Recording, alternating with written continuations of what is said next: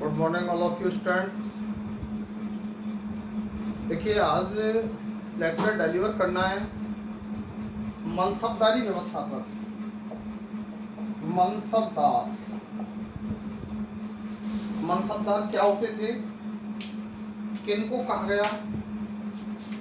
मनसबदार में ये सबसे पहले किसके द्वारा ये व्यवस्था लाई गई और किसको इसने सिस्टम में लिया? इस व्यवस्था को सही क्रम में व्यवस्थित रूप से जमाने का श्रेय अकबर को जाता है।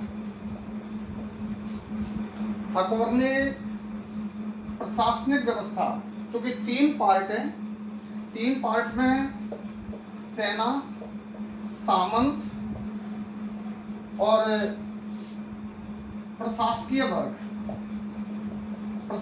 वर्ग, इन तीनों को एक सिस्टम में बांधा जाए और सिस्टम के तहत ये काम करें। इन तीनों के पद और वेतन और जिम्मेदारी क्या हो, इस व्यवस्था को ध्यान में रखते हुए अकबर ने इस सिस्टम को स्थापित किया 1580 में सही तरीके से। और 1580 में इसके लिए एक शब्द निकाल करके दिया गया था, जात। मनसबदार, ये जो शब्द है, केवल मनसब शब्द, ये मनसब फारसी भाषा का शब्द है जिसका अर्थ होता है पद। मनसब फारसी भाषा का शब्द है जिसका अर्थ होता है पद। वैसे ये परंपरा बहुत पहले से है, मंगोलों के द्वारा यूज की गई थी और मंगोलों की इस व्यवस्था को अकबर ने सिस्टमेटिक तरीके से अपने राज्य में दिया। क्योंकि इसको बताना मुझे इसलिए जरूरी है कि राजपूताने में जब इसको पढ़ेंगे तो राजपूताने के विभिन्न शासकों के लिए आपने पढ़ा होगा और पढ़ेंगे कि फलाना शासक, जैसे अभी हम जोधपुर का इतिहास चल रहा है, चंद्रसेन तक मैंने बता दिया। चंद्रसेन के बाद में रूलर आता है मोटा राजा उदय सिंह। तो उदय सिंह को 1584 में अकबर ने 1000 जात का मनसबदार दिया, उसको 1000 जात का मनसब दिया, ठीक है ना। तो ये उदय सिंह अकबर के यहाँ पर अब सिस्टम बदलेगा, उसको ही समझना है बस मूल रूप से। तो पहले तो मैं इस शब्द को बता देता हूँ। इस शब्द में ये 3 वर्ग हैं, इन 3 वर्गों की 33 श्रेणियां हैं। ये बहुत इंपॉर्टेंट है, 33 वर्ग हैं, 33 वर्ग। इनमें यहाँ प्रशासकीय वर्ग बहुत बड़ा है, ये तो क्लियर है। सेना, ये भी क्लियर है। सामंत, जो बड़े लैंडलॉर्ड थे और बड़े पदाधिकारी या बड़े शासक थे, उनको सामंत कैटेगरी में रखा गया। इस कैटेगरी में आपके झाड़ू पोंछा करने वाले से लेकर और रेवेन्यू सिस्टम में, जुडिशियल डिपार्टमेंट में सिंगिंग करने वाले, डांसिंग करने वाले, पेंटिंग करने वाले, लेखन करने वाले, जैसे अकबर के काल में तानसेन है, तानसेन का नाम आपने खूब सुना है, बीरबल का नाम खूब सुना है, ये भी मनसबदार थे और ये इस कैटेगरी में आते थे प्रशासकीय वर्ग में। तो इसलिए ये ध्यान रखें, तो 33 वर्ग हैं, 33 वर्ग की 99 श्रेणियां हैं। 99 श्रेणियां कैसे हैं? क्योंकि 33 वर्गों में भी कर्मचारी जो हैं वो फर्स्ट ग्रेड, सेकंड ग्रेड और थर्ड ग्रेड के हैं। आज भी तो होता है हमारे ब्यूरोक्रेटिक सिस्टम में। फर्स्ट ग्रेड के कर्मचारी, इनका वेतन, इनके लिए अधिकार, इनकी सुविधाएं, फैसिलिटीज ऐसे ही कंपेयर देन इनसे ये कम होते हैं और इनकी तुलना में ये कम होते हैं। वेतन एक अलग इश्यू है, लेकिन अधिकार और पावर को लेकर के अगर बात करें तो इनमें आज भी अंतर है डेमोक्रेटिक सिस्टम में भी। तो बेटा ये चीजें यहाँ पर ध्यान रखनी है। अब ये 33, ये ध्यान रखें, मनसबदारी व्यवस्था में बहुत गहरा पॉइंट है। 99 श्रेणियां हैं, प्रत्येक व्यक्ति मनसबदार है।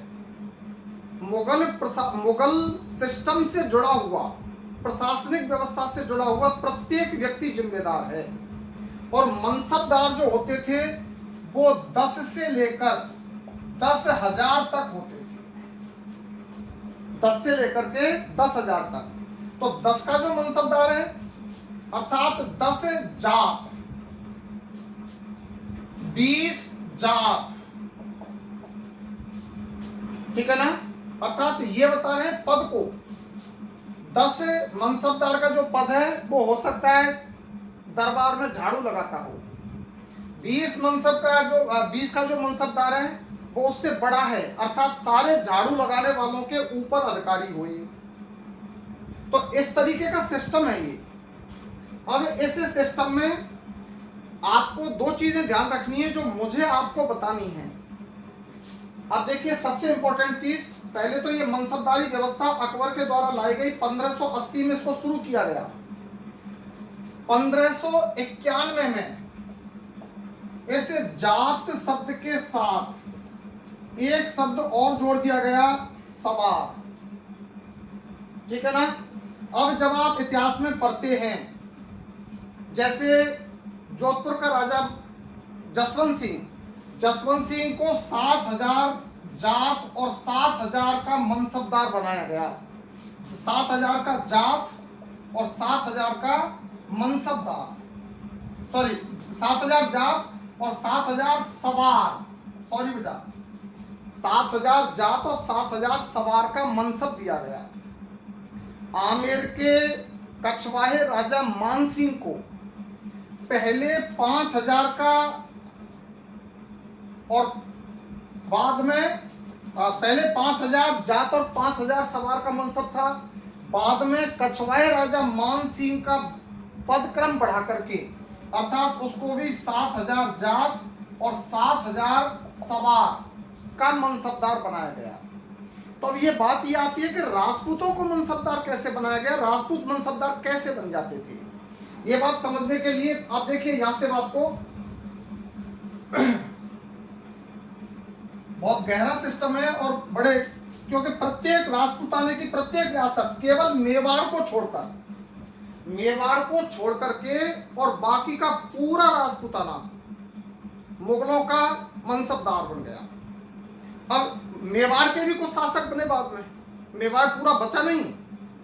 यही अब यहाँ पर अकबर की जो डिप्लोमेसी है, अकबर इतिहास में 3 व्यक्तियों के नाम याद रखें, अशोक, अलाउद्दीन खिलजी और अकबर।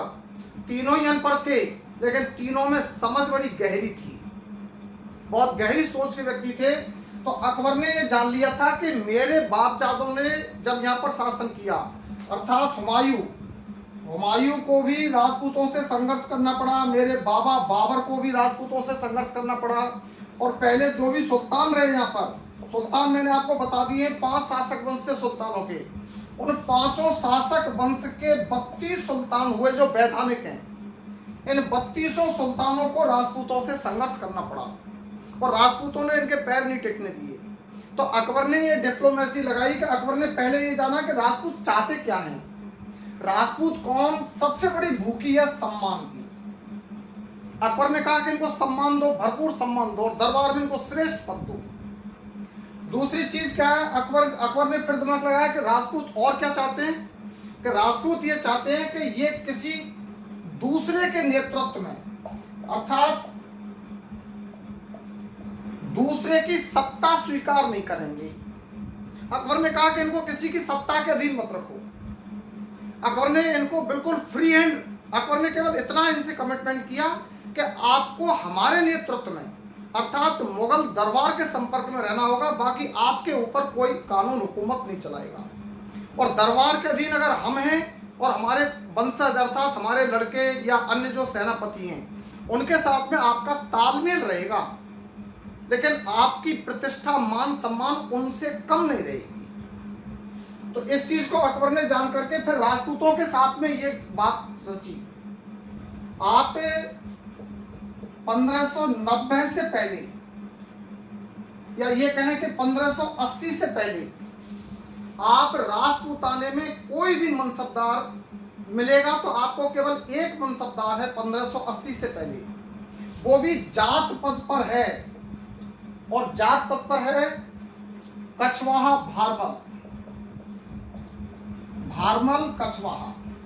यही पहला व्यक्ति है जिसके ऊपर बहुत सारे क्वेश्चन उठते हैं आप लोगों से। मुगलों के साथ में सबसे पहले अपने वैवाहिक संबंध स्थापित करने वाला राजपूत शासक भारमल कछवाहा। भारमल कछवाहा की कौन सी लड़की अकबर के लिए ब्याही थी? हरखूबाई। हरखूबाई का और अकबर का विवाह कहाँ हुआ था? सामर में। तो इस तरीके से जब भारमल ने सबसे पहले इसकी अधीनता स्वीकार की थी तो भारमल को मनसब दिया गया था 2000 जात का। बाद में ये मनसब बढ़ा करके 5000 कर दिया गया। ठीक है ना। ये भारमल ने आमेर पर शासन किया था 1547 से और 1574 तक। तो जब अकबर के और उसके साथ में संबंध जुड़े थे तब शुरुआत में आप कहेंगे साहब आप तो 1580 की बात कर रहे हैं कि 1580 से पहले कुछ नहीं है। 1580 से पहले अकबर ने इन सारे कर्मचारियों को अपने यहाँ नेतृत्व में लाने के लिए ये चाल चली गई है। इसलिए अकबर को डिप्लोमेट मानते हैं हम लोग। उसको कहें कि ये क्या बोलते हैं, अकबर था ग्रेट, ग्रेट नहीं, डिप्लोमेट। तो अब यहां से आगे चलिए आप।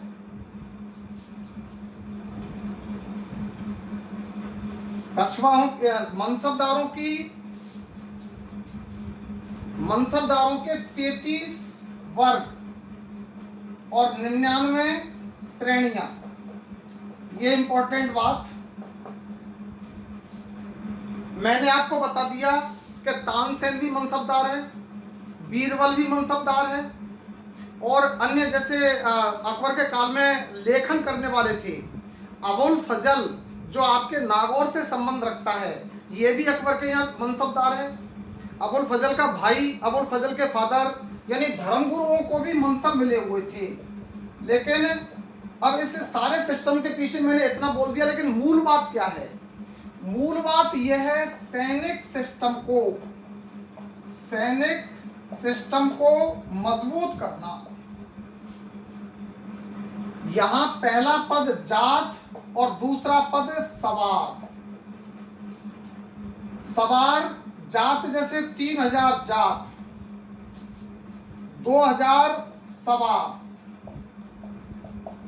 अब बात यह आती है कि सवार का अर्थ क्या है? सवार का अर्थ है अश्वारोही। अश्वारोही अर्थात ऐसे योद्धा, ऐसे कुशल सैनिक जो अपने अंडर में अच्छे घोड़े रख सकें, अच्छे घोड़े रखें और खुद भी अच्छे योद्धा हो। क्योंकि सारे राजपूताने के बारे में आपने कर्नल टॉड का एक स्टेटमेंट पढ़ा होगा कि राजपूताने में ऐसा कोई नगर नहीं जहां लियोनिडास जैसा वीर पैदा नहीं हुआ हो। लियोनिडास स्पार्टा का एक योद्धा था जिस टाइम पर यूनान रियासत हुआ करती थी, यूनान एम्पायर हुआ करता था। तो उस स्पार्टा के उस लियोनिडास का कंपैरिजन है राजपूत योद्धा के साथ। ठीक है ना। तो अब इन अश्वारोही 3000 जात, ये तो 3000 जात बता रहा है बेटा प्रशासनिक व्यवस्था में पद क्रम, और सवार बता रहा है सैनिक और घुड़सवारों की संख्या। अकबर ने एक सिस्टम लागू किया जिसका नाम था दहविस्त। इसका नाम दहविस्त। शब्द को बहुत ध्यान से देखें, हायर एग्जाम्स के लिए बहुत अच्छा है। अर्थात 10:20, जिस यानी एक व्यक्ति 1:2 भी कह लो आप। 1:2 बुक में तो यही मिलता है, 1:2 बिल्कुल क्लैरिफाई है कि एक सोल्जर अपने पास में 2 अच्छे घोड़े रखेगा। एक सैनिक अपने पास में 2 उच्च क्वालिटी के, बेस्ट क्वालिटी के घोड़े रखेगा। इसका नाम हो गया दहविस्त, यानी 10 और 20। ठीक है ना। तो दहविस्त में क्या है, एक सोल्जर के पास में 2 घोड़े रहेंगे, घोड़े एकदम क्वालिटी के रहेंगे। इस पूरे सिस्टम को लागू करने के पीछे मूल कंसेप्ट था सैनिक तंत्र को मजबूत करना। ये हमेशा ध्यान रखें कि कोई भी राजतंत्रीय व्यवस्था सैनिक तंत्र पर टिकी होती है। अगर सैनिक तंत्र मर जाता है, सैनिक तंत्र कमजोर हो जाता है, तो रूलर को हटा दिया जाता है, रूलर को उल्टे मुंह खाना पड़ता है। आप देख चुके हैं इब्राहिम लोदी को बाबर ने डिफीट किया, बाबर ने राणा सांगा को भी डिफीट किया, क्योंकि राणा सांगा की सेना कमजोर थी। राजपूत मरने से नहीं डरते थे, लेकिन राजपूत युद्ध संचालन की तकनीकी से अपरिचित थे। राजपूतों को जिस तरीके से युद्ध करने के नियम थे, जितना ये मुस्लिम रूलर जानते थे, इतना राजपूत नहीं जानते थे। इसलिए कर्नल टॉड ने ही राजपूतों के बारे में कहा है कि राजपूत मरना जानते हैं लेकिन युद्ध करना नहीं जानते। तो यहाँ पर ये सैनिक सिस्टम को देख लिया सही तरीके से। अब यही व्यवस्थाएं आपको माइंड में रखनी है। अगर जैसे मान के चलिए मानसिंह कछवाहा जो भारमल का पोता है, मानसिंह को पहले 5000 जात का मनसब है, बाद में 5000 सवार भी उसके लिए मिल गए, बाद में इसको 7000 जात और 7000 सवार का मनसबदार बना दिया। अब ये तो रहा पूरा का पूरा सैनिक तंत्र को व्यवस्थित करने का तरीका। अब देखिए पेमेंट क्या, पेमेंट कैसे दिया जाता था। पेमेंट की जो बात थी वो है कि जो छोटे मनसबदार थे, छोटे मनसबदार, इनके लिए पेमेंट नगद मिलता था। छोटे मनसबदारों के लिए पेमेंट नगद, लेकिन जो बड़े मनसबदार थे, इन बड़े मनसबदारों को पेमेंट जागीर के रूप में दिया जाता था, जागीर के रूप में। अब ये शब्द आपको पकड़ना है, जागीर के रूप में, राजपूतों के संदर्भ में। देखिए यहां पर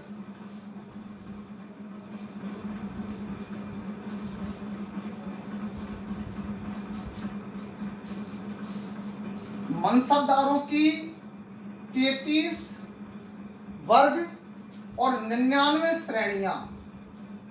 तो ये जो 33 वर्ग हैं, अर्थात 33 का मल्टीप्लाई 3 से कर दें तो 99 श्रेणी हो जाएंगी। अर्थात आपको फर्स्ट ग्रेड, सेकंड ग्रेड और थर्ड ग्रेड के मनसबदार आइडेंटिफाई करने हैं। शब्द हैं आपके पास में 2, जात और सवार। इन्हीं के आधार पर यह पूरा वर्गीकरण होगा। जिस व्यक्ति को जितना जात मिलता था, किताबों में और पढ़ाने वाले कई बार ये कह देते हैं कि सवार पद कभी भी जात से ज्यादा नहीं होता था। सवार पद जात से ज्यादा, जात पद से ज्यादा नहीं होता था। सवार हमेशा जात पद से कम रखा जाता था। बिल्कुल निराधार गलत है। एक्सेप्शनल कंडीशन में सवार पद भी जात से ज्यादा हो सकता था। School lecturer, first grade, second grade के बच्चे इस बात को बहुत ध्यान में रखें। सवार पद विशिष्ट स्थिति में, जब सेना मजबूत करनी हो, सेना का विस्तार करना हो। आप ये सोच सकते हैं कि ईरान और अफगानिस्तान से लेकर के और कर्नाटक तक का क्षेत्र, बंगाल तक का क्षेत्र मुगलों के अधिकार में था। जब उस टाइम पर इतना ट्रांसपोर्टेशन सिस्टम नहीं था, मीडिया नहीं था, टेक्नोलॉजी नहीं थी, तो इतने बड़े क्षेत्र पर शासन करने का जो प्रयास था वो इसी व्यवस्था के आधार पर था। अब देखिए जात, मान के चलिए किसी को 5000 का जात मिला हुआ है, जात मनसब है, और उसका सवार पद 2500 या 2500 से ऊपर। 5000 जात और 2500 सवार। तो ये किस कैटेगरी के होते थे? फर्स्ट श्रेणी के। अर्थात 5000 जात, 3000 सवार, 4000 सवार, 4500 सवार, और 5000 जात तो कई बार 5000 सवार। ये सब किस में आते थे? First grade. आगे बात समझ में। अगर जात पद का फिक्स आधा, जात पद के फिक्स आधे से कम, जात पद के फिक्स आधे से कम, यानी जात पद मान के चलिए 4000 और सवार मान के चलिए 2000। 4000 का जात और 1900 का सवार, या मान के चलिए 1500 का सवार, ठीक है ना। इसको बोलते थे सेकंड ग्रेड। अर्थात जात पद के आधे से कम है। लेकिन कम भी में भी ध्यान रखना है, कम में यह ध्यान रखना है कि उसकी एक लिमिटेशन होती थी, उसका फिक्स नहीं था। वो टाइम टू टाइम सम्राट निर्धारित करता था। इसके बाद में आते हैं थर्ड ग्रेड। थर्ड ग्रेड में मान के चलिए 2000 जात, 2000 का आधा 1000 हो गया, और मान के चलिए 2000 जात, 100 सवार। बहुत कम गैप हो गया, बहुत ज्यादा गैप हो गया। अर्थात जात पद तो उसका बड़ा है, लेकिन सवार पद उसका बहुत कम है। ये जो जात और सवार जो होते थे, इस तरह के, इनको बोलते हैं थर्ड ग्रेड के मनसबदार। ये थर्ड ग्रेड के मनसबदार ज्यादातर ऐसे लोग होते थे जिनको दरबार में ही रहना होता था। जैसे संगीतज्ञ होता था, लेखक होता था। बीरबल भी अकबर के दरबार में एक एक्सेप्शनल केस है, ये ध्यान रखना। अच्छा, एक चीज और, मनसबदारी व्यवस्था में हाईएस्ट मनसब 5000 किसी को दिया जा सकता था। 5000 से ऊपर के मनसब या तो राजकुमारों को मिलते थे, या किसी अच्छी रियासत के राजा को, रियासत के राजकुमार को, या किसी बड़े योद्धा को मिलते थे, जिसके अंदर विशेष क्वालिटी होती थी। तो ये राजपूताने के सिस्टम में राजपूत राजाओं को मनसबदार कहा गया है। राजपूत राजाओं को मनसब और जात और सवार के पद मिले हुए हैं। इसका मतलब यह है कि अकबर ने उन राजपूत राजाओं पर उनके पद के हिसाब से उनके यहाँ घोड़े रखने की जिम्मेदारी सौंपी गई है। और घोड़े रखने की जिम्मेदारी, जैसे दहविस्त शब्द आया है, वो अपने जात के दूने भी घोड़े रख सकते, अपने सवार पद के दूने घोड़े रख सकते हैं। सवार पद में, अच्छा, जात पद में किसी भी मुगल सम्राट ने छेड़छाड़ नहीं की, सवार पद में ही छेड़छाड़ होती रही। और वो सवार पद का ही मैंने आपको बताया था, जैसे 10 का सवार है, उसको 20 घोड़े रखने हैं। 10 का सवार घोड़े 20 रखेगा, ठीक है ना। तो ये 1:2 हो रहा है। ये सवार में ही, सवार शब्द से ही जुड़ा हुआ एस्पेक्ट है, जात से नहीं। अब देखिए, आपने ये वर्गीकरण कर लिया। आप कह सकते हैं राजपूताने में 3-4 योद्धा हैं जिनको 5000 से ऊपर का मनसब मिला। स्वयं जैसे महाराजा जसवंत सिंह, जिसको 7000 का मनसब था, 5000 से शुरू हुआ, शाहजहां ने 6000 किया, औरंगजेब ने 7000 किया, ठीक है ना। कछवाहा राजा मान सिंह, इसको भी 7000 का मनसबदार था। ऐसे ही क्या बोलते हैं, सवाई जयसिंह भी उच्च मनसबदार था। मिर्जा राजा मान सिंह को भी 6000 का मनसबदार बनाया गया था। तो इस तरीके से ये श्रेष्ठ मनसबदार हैं। अब फिर समझने की बात जो आ रही है वो ये देखें कि ये जो राजपूत हैं, जैसे हम मान सिंह कछवाहे की बात करें, मान सिंह कछवाहे की बात करें, या जोधपुर के जसवंत सिंह की बात करें, या सारे के सारे राजपूत शासकों की बात करें, राजपूत शासकों में देखिए, मान के चलिए जैसे मान सिंह है, मान सिंह आमेर रियासत से संबंध रखता है। इसको 7000 जात और 7000 सवार का मनसबदार बनाया गया है, श्रेष्ठ मनसबदार है। देखिए, अब इसकी दोहरी स्थिति है, डबल स्थिति है। इसकी डबल स्थिति क्या है कि अकबर के यहाँ ये सेनापति है, सेनापति, अर्थात अकबर के यहाँ पर ये नौकर है, अकबर के यहाँ पर ये नौकर है। बहुत दुर्दांत बात कह रहा हूं आपसे। और आमेर की जनता के लिए ये राजा है, ठीक है ना। अकबर ने राजपूतों को अधीन करने का जो चाल चली, और अकबर ने राजपूतों को अधीन करने का जो प्रयास किया, वो यही प्रयास है।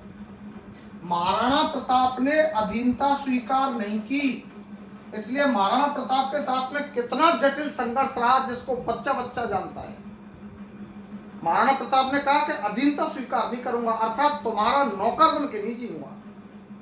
और ये सब मुगलों के नौकर बन गए। अब इनके लिए चूंकि पेमेंट कैसे मिलेगा, पेमेंट मिलेगा, अकबर ने ये कहा या सारे मुगल सम्राटों ने कि ये सारी रियासतें राजपूत रियासतें मुगलों की हो गई, अधीनता स्वीकार कर ली, तो उस रियासत पर वैधानिक अधिकार किसका हो गया, मुगल रूलर का। अब मुगल रूलर जब चाहे उस शासक को हटा सकता है, हटाए भी, जैसे चंद्रसेन को हटाया। चंद्रसेन के बारे में मैंने पढ़ा है, चंद्रसेन जोधपुर का शासक है। अकबर ने 1570 में जब नागौर दरबार लगाया तो चंद्रसेन ने अधीनता स्वीकार करने से इनकार कर दिया। तो 1572 में जोधपुर का प्रशासन किसको सुपुर्द किया गया था, बीकानेर के राय सिंह को। आ रही बेटा बात समझ में? तो अकबर ने तो किया ये सारा काम। आप आगे चल करके पढ़ेंगे 1609 में किशनगढ़ रियासत की स्थापना होती है। ये राठौड़ों की रियासत थी किशनगढ़। इसको बनाने वाला जहांगीर था। जहांगीर ने किशन सिंह राठौड़ को और ये क्षेत्र गिफ्ट में दे दिया, और इसमें यहां पर कह दी कि यहां पर आप अपना अलग से रियासत बसा लो। तो यहां पर एक राजपूत अर्थात राजपूतों की सीमा पर एक राजपूत शत्रु खड़ा कर दिया, जिससे राजपूत आपस में उलझे रहे और हमारी गुलामी करते रहे। ऐसा ही हुआ। महाराणा प्रताप का राज तिलक होना था, लेकिन कुछ इन्हें उदय सिंह की गलतियों के कारण राज तिलक जगमाल सिंह को देने का प्रयास किया गया। जब जगमाल सिंह को राज तिलक नहीं मिला तो जगमाल सिंह कहां चला गया, अकबर की शरण में। किसके लिए, राज सिंहासन प्राप्ति के लिए। तो ये सारे खेल इस तरीके से हैं। तो मैं ये कह रहा था बेटा आपसे कि इनके लिए पेमेंट जो मिलेगा, पेमेंट मिलेगा जागीर के तौर पर। अब देखिए, मान सिंह को जागीर दे दी गई आमेर रियासत, यानी मान सिंह की प्रॉपर्टी, और मान सिंह को ही, मान सिंह से कह दिया गया कि आमेर रियासत से जो आमदनी होगी वो आपको पेमेंट के तौर पर दी जाएगी। मान सिंह से क्या कहा गया है कि आमेर रियासत से जो इनकम होगी वो आपको पेमेंट के तौर पर दी जाएगी। और नौकरी कर रहा है मुगलों की। अरे अपनी प्रॉपर्टी का लॉर्ड है फिर भी नौकर है। आगे बात समझ में? तो ऐसी जागीरों को कहा गया वेतन जागीर। लेकिन अकबर ने यहां पर बड़ी समझदारी बरती है। अकबर ने ये वेतन जागीर केवल राजपूतों को दी और किसी को नहीं दी, और अन्य लोगों को अलग अलग क्षेत्रों में पूरी इंडिया में जागीर मिलती रहती थी। जैसलमेर का शासक है, जैसलमेर का शासक है हर्राय। हर्राय को मनसब दिया गया 5000। अब जैसलमेर का क्षेत्र पूरा डेजर्ट है। उस टाइम तो और भी स्थिति खराब थी। 5000 जात के अकॉर्डिंग जो उसका वेतन बनता है, वो सपोज दैट जैसलमेर रियासत से आमदनी नहीं हो रही, तो ऐसी स्थिति में जैसलमेर के शासक को, जैसे बिहार में एक क्षेत्र दे दिया कि उसे सैलरी के बदले में उसे सैलरी की कमी पड़ रही है, तो बिहार के क्षेत्र से जो इनकम होगी वो भी आपकी सैलरी में काउंट कर दी जाएगी। यह है मनसबदारी व्यवस्था, जिसमें जात और सवार दो शब्दों को ध्यान में रखना है। सवार पद जात से ज्यादा नहीं होता था, लेकिन विशेष परिस्थितियों में सवार पद को जात से बढ़ा करके कर दिया गया। दहविस्त, दूसरा 10 और 20 का अनुपात, अर्थात एक सोल्जर के पास में 2 घोड़े उत्तम क्वालिटी के, जिससे कि सेना मजबूत रहे। वेतन की व्यवस्था हो गई, वेतन बता दिया आपको। इस वेतन और इस अधीनता का मतलब ही क्या है, आप समझ रहे हैं? समझो बात को गहराई से। इस अधीनता का मतलब है कि मुगलों ने राजपूतों को अपने ही घर में विदेशी बना दिया, अर्थात राजपूतों की जो वंशानुगत नागरिकता है वो किसके हाथ में चली गई? मुगलों के हाथ में। मुगल जिसको चाहते थे वो रूलर बनता था। राव चंद्रसेन यानी मोटा राजा उदय सिंह शासक बना। ये मोटा राजा उदय सिंह शासक बना अकबर की इच्छा से, ठीक है ना। बाद में सूरसेन शासक बनता है, सूरसेन बीकानेर का। उदय सिंह के बाद में मैं पढ़ाऊंगा आपको, अगला लेक्चर इसी पर डिलीवर करूंगा। तो सूरसेन जब सम्राट बन रहा है तो सूरसेन को राजा बना रहा है अकबर, अकबर ही उसका राज तिलक कर रहा है। सूरसेन की डेथ आगरा में हुई और यमुना नदी के तट पर उसका दाह संस्कार कर दिया गया। यमुना नदी के तट पर दाह संस्कार हो रहा है। रानी सती हो रही है जोधपुर में। रानी सती कहां हो रही है? जोधपुर में। ये कहते हैं सती प्रथा में बताने के लिए कि राजा के साथ पत्नियां सती होती थी, तो ऐसा मतलब नहीं था कि राजा को गोदी में बिठा करके और वो सती हो। इसको तो जला दिया यमुना के किनारे और रानियां सती हो रही हैं जोधपुर में। तो ये सारा मुगलों के रूलिंग सिस्टम और प्रशासनिक दबाव के कारण था। ये सारा अब यहाँ पर ये जागीर, आमदनी, वेतन, ऐसे ही जैसे जोधपुर का शासक है 7,000 का मनसबदार है राजा जसवंत सिंह, और राजा जसवंत सिंह बहुत कद्दावर नेता है, लेकिन जसवंत सिंह की परंपरा पहले से खत्म हो चुकी थी। इसलिए जसवंत सिंह को दक्षिण में भी युद्ध करने पड़े शिवाजी के खिलाफ। जसवंत सिंह को लाहौर में भी युद्ध करने पड़े, और लास्ट में औरंगजेब ने प्रतिशोध की भावना से जसवंत सिंह को जमरूद में लगा दिया। जमरूद एक सीमावर्ती क्षेत्र है और वहीं पर अफगानों से लड़ते हुए उसकी मृत्यु हुई।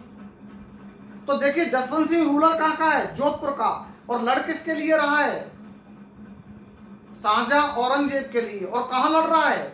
अफगानिस्तान की सीमा पर। और वेतन किससे मिल रहा है? उसी की प्रॉपर्टी को उसके लिए वेतन के तौर पर दिया गया। यही है मनसबदारी और जात और मनसबदार, जात और सवार। जिस किसी रूलर के संदर्भ में आप जात और सवार पढ़ें, वहां पर मनसबदारी सिस्टम को माइंड में ले आए कि ये वो लोग हैं जिन्होंने अकबर की अधीनता स्वीकार कर ली और इन्होंने अपना स्वाभिमान गिरवी रख दिया। जितना रेस्पेक्ट महाराणा प्रताप को है ऑल ओवर इंडिया में, जगह जगह शहरों में चौक मिल जाएंगे, मूर्तियां मिल जाएंगी, कॉलोनी मिल जाएंगी, प्रताप नगर और ये सारी चीजें, इतना अन्य लोगों का नाम क्यों नहीं है? ये इसीलिए है, ध्यान रखें। Thank you.